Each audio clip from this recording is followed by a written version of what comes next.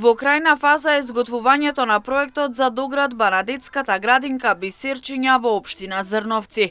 Согласно проектот со ревизија, предвидено е да се прошири капацитетот за 40 дечиња, со што градинката ќе добие 200 метри квадратни корисен простор.